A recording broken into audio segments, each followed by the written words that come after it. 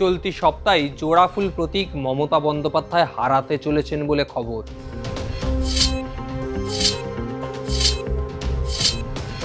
এখন সবটাই নির্বাচন কমিশনের হাতে। জোড়াফুল প্রতীক হাতছাড়া হলে মমতা বন্দ্যোপাধ্যায় কি করবেন? তৃণমূল নেত্রী ইতিমধ্যে বিকল্প প্রতীক কি হতে পারে তারও প্রস্তুতি নিয়ে রেখেছেন। জোড়াফুল প্রতীক মমতা বন্দ্যোপাধ্যায়ের হাতছাড়া হলে কি দল রক্ষা পাবে? বেশ কয়েকদিন ধরে এই চর্চা শুরু হয়েছে বাংলার রাজনৈতিক মহলে। আর প্রতীক শেষ পর্যন্ত হাতছাড়া হলে তৃণমূল কংগ্রেস দলও কি মমতা বন্দ্যোপাধ্যায় রক্ষা করতে পারবেন? আদৌ দল রক্ষা পাবে? এখনো পর্যন্ত যা খবর, সম্ভবত স্বাধীনতা দিবসের আগেই চলতি সপ্তাহে জোড়াফুল প্রতীক মমতা বন্দ্যোপাধ্যায় হারাতে চলেছেন বলে খবর। যার অর্থ নির্বাচন কমিশন তৃণমূল কংগ্রেস নাম এবং তার জোড়াফুল প্রতীক শেষ পর্যন্ত বিদ্রোহী শিবিরের হাতেই তুলে দিতে পারে। আর তৃণমূলের দখল থাকবে না মমতা ব্যানার্জির কাছে। ঋতব্রত বন্দ্যোপাধ্যায়ের শিবির পেতে চলেছে জোড়া ফুলের প্রতীক এবং তৃণমূলের তকমা। মমতার বিদ্রোহী শিবিরের অর্থ একদিকে বিধানসভায় 65 জন বিধায়ক আর অন্যদিকে সংসদে তৃণমূল ছেড়ে যাওয়া এবং এনসিপিআইতে যোগ দেওয়া 20 জন সাংসদদের দল। নির্বাচন কমিশন ইতিমধ্যে দুই শিবিরকেই সময় দিয়েছে নিজ নিজ সংখ্যাগরিষ্ঠতা প্রমাণ করার জন্য। যা যা তথ্য প্রমাণ দেওয়ার তা জমা দেওয়ার জন্য দুই শিবিরের তরফেই সেই নথি পৌঁছে গিয়েছে মমতা বন্দ্যোপাধ্যায়ের শিবিরের কাছে। তাদের 1997 সালে দল তৈরির প্রস্তুতির সময় থেকে যাবতীয় নথি, আন্দোলনের তথ্য প্রমাণ সব দাখিল করেছে নির্বাচন কমিশনে।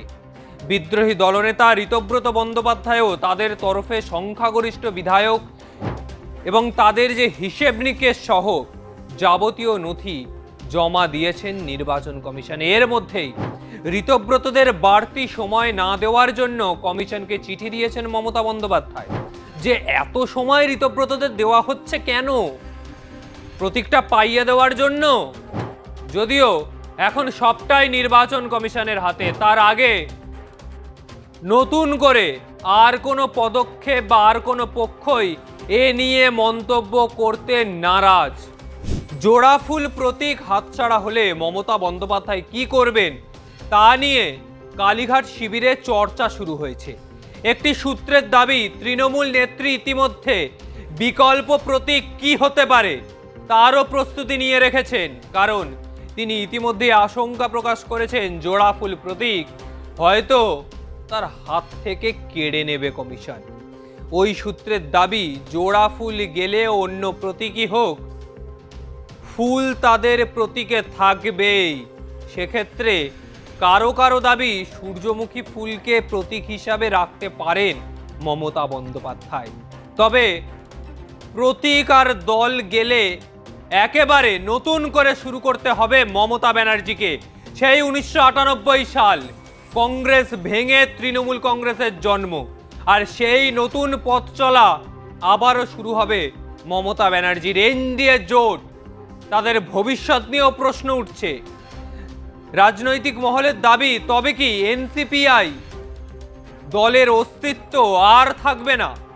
কালীঘাট শিবিরের প্রশ্ন, শুধু সংখ্যাগরিষ্ঠ বিধায়ক নিয়ে কিভাবে ঋতব্রতরা নিজেদের আসল তৃণমূল প্রমাণ করবেন? নেতাদের ভারেই কি ঋতব্রত তৃণমূল হয়ে উঠছে আস্তে আস্তে? সাংসদ সংখ্যাও দরকার। এনসিপিআইতে চলে যাওয়া সাংসদদের নিয়ে তাহলে কি ভাবনা ঋতব্রত শিবিরের? নির্বাচন কমিশনের সিদ্ধান্ত প্রকাশ্যে এলে তবেই এ নিয়ে নতুন করে চর্চা সামনে আসতে পারে। তার আগে কোনো পক্ষই আর নতুন করে মুখ খুলছে না। ফলে দুই শিবিরেই এখন টানটান উত্তেজনার পরিবেশই রয়েছে।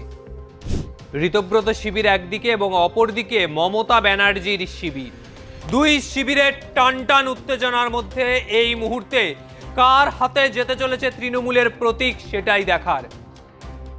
একদিকে সংখ্যা হ্রাস আর নয়, বরং তা বাড়তেও পারে, উল্টো দাবি করছে ঋতব্রত শিবির। আর এর মধ্যে আবার এনসিপিআই থেকে দুজন সাংসদ আবার কালীঘাট শিবিরে ফিরতে চেয়েছেন বলে দাবি করেছেন অনেকে।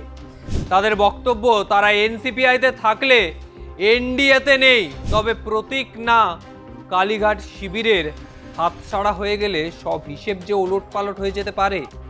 মমতা ব্যানার্জি আবার নতুন রাজনৈতিক দল তৈরি করবেন, যে দল নিয়ে আবার মাঠে ময়দানে মমতা ব্যানার্জি দৌড়বেন, রাজনীতি করবেন।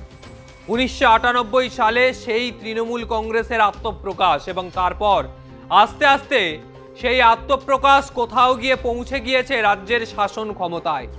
15 বছরের শাসনকালের অবসান, তারপর কিছু কিছু সুখের পায়রারা যারা পিছন থেকে ছুরি মারলেন মমতা ব্যানার্জিকে, অভিষেক ব্যানার্জিকে ঢাল করে, আর তারপরই বাংলার রাজনীতি ওলট পালট হয়ে গেল। আর যে পরিস্থিতিতে দাঁড়িয়ে বর্তমান সময় মমতা ব্যানার্জি প্রতীক না এবার হাতছাড়া হয়ে যায়, সেটাই দেখা। তবে আজকের মতো বিদায় নিচ্ছি। ভিডিওটা ভালো লাগলে অবশ্যই লাইক কমেন্ট করবেন, চ্যানেলটি সাবস্ক্রাইব করবেন, আপনার মতামত জানাবেন। আগামী সময় আর কোন কোন বিষয়ে ভিডিও দেখতে চান অবশ্যই জানাবেন। নমস্কার।